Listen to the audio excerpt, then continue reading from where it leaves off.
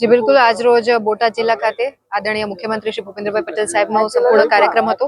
બપોરથી લઈ અને અત્યાર સુધી આપ જોઈ શકો છો તેમ સૌપ્રથમ તો સાળંગપુર દાદાના દર્શન કરી અને સ્વામિનારાયણ મંદિર ખાતે સંતોની સાથે પરામર્શ, વિચાર વિમર્શ અને આશીર્વાદ લઈ અને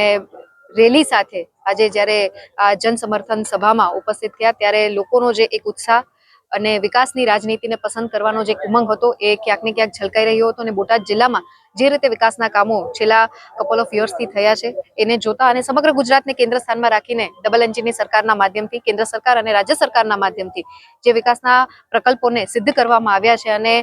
ભારતના વિકાસમાં ગુજરાતના વિકાસનું યોગદાન જ્યારે સવિશેષપણે જણાઈ રહ્યું હોય ત્યારે આ સ્થાનિક સ્વરાજની ચૂંટણીમાં બોટાદ જિલ્લા ખાતે ખૂબ જ લોકોનો એક જે સહકાર છે અને વિકાસની રાજનીતિને પસંદ કરવાનું અને શ્રેષ્ઠ નેતૃત્વ આ દેશના યશસ્વી પ્રધાનમંત્રી નરેન્દ્રભાઈ મોદી સાહેબ ઉપર જે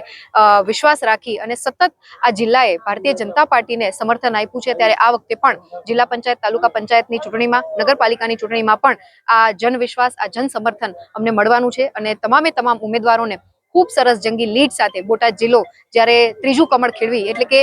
ત્રણે ત્રણ ટ્રિપલ એન્જિનની સરકારના માધ્યમથી આગળ મોકલવાના હોય ત્યારે હું હૃદયપૂર્વકનો માનનીય મુખ્યમંત્રીશ્રીનો આભાર વ્યક્ત કરું છું આ જિલ્લાના પ્રભારી મંત્રી તરીકે અને સાથે સાથે તમામ ઉમેદવારોને